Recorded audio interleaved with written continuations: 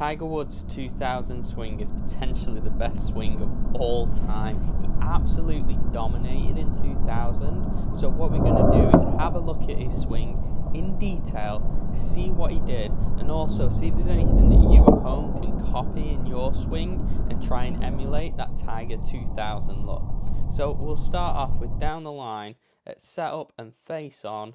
Let's have a look at this setup. So Tiger's got maybe a short iron, mid iron here, and you'll see from setup, it's just very traditional. A little bit of curvature in the spine, not bolt upright like a lot of guys will suggest. A little bit of knee bend, and then his arms will hang beautifully below his shoulders. Just a very traditional setup. From face on, you'll see his stance is fairly narrow because it is probably a short iron here. Got a touch of foot flare, and then we've got a very sort of neutral grip, a little bit of tilt back in his spine, just a really lovely setup position there. Really good. So then as we take the club back, let's have a look, see what Tiger does here. So I'm going to put a line on his butt and we can measure that. And then we're going to put a line just on his trail hip here. So let's see him take the club back. So you're going to notice with Tiger, he gets the club really nice and wide. That butt of the club is pointing at his belly button. The club face is nice and parallel to his back line. Just a really textbook position. I love that the fact that club head is outside of his hands. Love that. So let's have a look from face on. What we're going to see initially is a little bit of a bump. Watch that that right hip. Watch, subtle little bump there. Do you see that? He'll firstly bump his pelvis to the right and then start rotating. So it's very subtle. You'll also see, look at Tiger's head. You'll start to turn that head, which allows those vertebrae in the cervical spine just to twist a little bit to allow for more rotation late in the swing. Look at that. Lovely, lovely rotation there.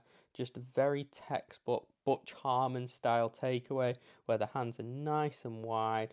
Just a lovely, lovely position. So if we just get rid of those lines off there, just to tidy it up a little bit, you'll see how he's moved into that trail hip a little bit as well. So then we'll take it back to halfway back, just where that arm is parallel to the ground. You'll see Tiger's hips have rotated slightly. You'll see from face on, let's just bring it up to the same position. That head's again just moved slightly to the trail side, slightly rotated. Love that position. He doesn't have much wrist set, as you'll see with a lot of guys. You know, a lot of guys will have that wrist set up here. Tiger doesn't really set those wrists in 2000 because what he does in the downswing, he creates some stretch shortening cycle through that wrist, and we'll show that a little bit later on as he starts the downswing. So this is a really nice move, not getting a lot of wrist set. You'll see Bryson does this now, and it allows for a greater stretch in the downswing. So lovely position, nice and wide as well. Look how far those hands are from the center of his chest. Really something that's quite apparent with Tiger's swing in 2000. And then we'll bring it up to the top. You can see how his right butt cheek is staying beautifully on that touch line here. Love that. So let's take Tiger up to the top. You'll see a little bit more wrist set now, but not huge amounts. So we'll set him there at the top of his swing. Look how high those hands are. Look how far away that right arm is from his head. You'll see with a lot of amateurs, they'll get a lot of right arm bend, whereas Tiger's only got a minimal amount of right arm bend. That really allows him to keep the width there at the top of his swing.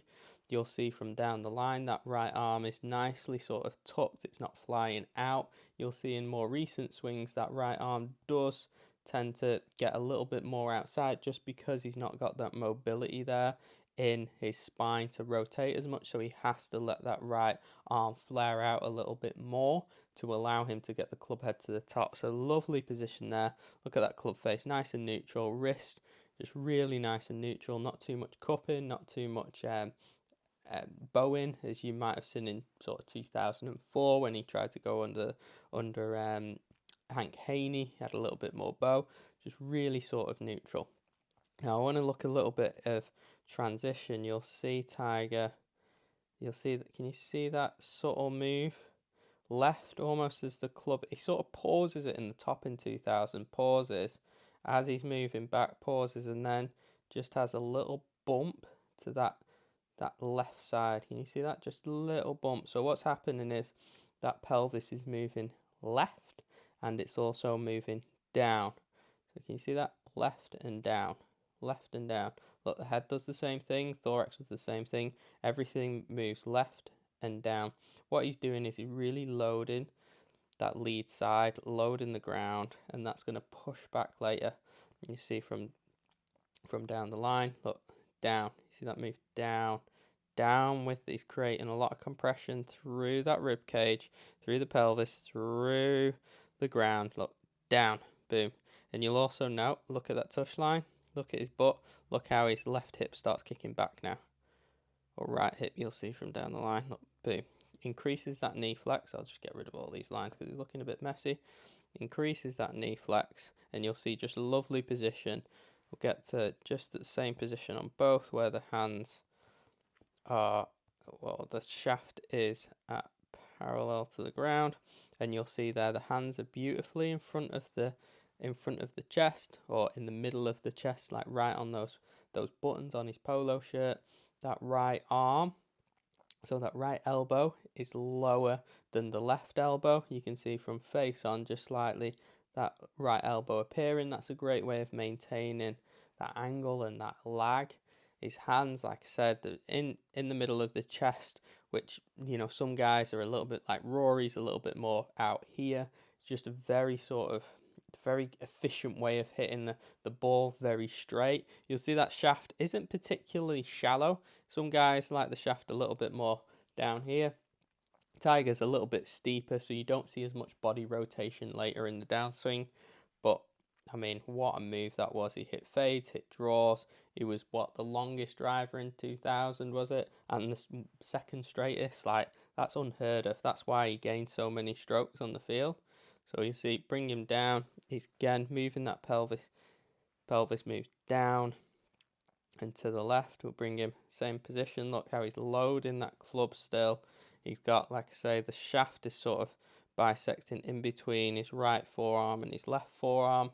Lovely sort of traditional position. It's a really good thing at home if you're watching, to watch your swing from face on and see when you get to sort of this position where that lead arm is fairly parallel to the ground, if that club head is still above your trail shoulder. Really good checkpoint for you. Tiger does that beautifully. And then let's bring him down a couple more frames. Bring him down. You'll see there he's still maintaining that wrist angle. A lot of elbow bend still. A lot of amateurs straighten this out, elevate the chest, and then lose all the lag. But you can see here from Tiger, he maintains that pressure down through his ribcage, down through his pelvis, and he's maintaining that angle in the wrist, which creates a lot of speed and a lot of compression on the ball. If we bring it down to shaft parallel, because that's very sort of traditional. No, we just miss it on this one. See if we can get it from down the line. Not quite, but you'll just see here that club's coming into a lovely position where that club face is pretty much going to be square to the back line. A little bit inside the hands just before shaft parallel, where it's creating a lot of lag. That knee's starting to kick inwards, that left butt cheek starting to move back. His chest isn't, this is why his shaft's a little bit steeper, because his chest isn't overly open. You can still see his Nike logo there, whereas a lot of guys are really focusing on rotation now. Tiger just doesn't have that move. He's a little bit more linear in the way he creates speed. So let's bring him down to impact, which we'll really see that here. You can see his chest. Look, it's going to be open on 3D, but for the purpose of video, it's pretty much straight on at the ball. Little bit of arm bend. Those hips are nice and open, you see there. You'll see more from face on. Let's bring it down to see if we can't quite get impact, but you'll see just after impact, those hips are open, that chest is open, those arms have now extended out, so he creates a little bit of bend in that right elbow coming down, and then as he moves through impact, really can you see that release through the right hand? Butch Harmon used to call it shaking hands with the target, where he really creates that release and that width in his hand. It's a great way of developing speed. Again, like we said with Tiger, not a great deal of rotation through the chest. That's just because that shaft's pitched a little bit steeper than what is traditionally taught nowadays. So you'll see he'll start to move through the swing. That right foot starts to roll up from down the line. You'll see got that nice release and extension. Tiger hated in his swing, he always hated how long his head stays down. Predominantly that's just due to Tiger being left eye dominant. You'll see that with guys, they just keep the head down a little bit longer just because they see everything through the left eye. Guys who are right eye dominant can rotate that head a little bit earlier, and then you'll see that shaft dissecting through that lead shoulder, that left shoulder. Tiger's finish is nice and high, something that we don't see a lot of now. We see this club exiting a lot more left and a lot more body rotation, but Tiger here in 2000s a little bit more old school, a little bit more upright, which I think we might see a little bit more of, as it's more of the style that lends itself to a little bit more speed, which Tiger in 2000 had plenty of. You'll see now he pushes that pelvis. Look at that pelvis from here. Look at the level of it. Look all the way up. Look how much that pelvis has moved up now. It's a good few inches. That's that move from the top where he moves down and then up, and that creates a hell of a lot of speed and a beautiful finish. But you can see how much that pelvis has elevated through the swing because he's pushing off that ground. Look at those hands, nice and high. If there was a ball in between those forearms, he'd be keeping it beautifully there. Lovely, nice high release, nice and poised, nice and upright, and just a lovely balanced finish. I just love that swing. You can see how simple it is. There's not a lot of moving parts. Even if we just pull it through at slow speed, there's hardly any moving parts to this swing. Gets the club nice and out in front of him. Tiger's always had that problem of laying the club behind him. Just a really solid swing, and it's why he won the US Open by a zillion shots, set the scoring record at the British Open. Awesome swing, love it.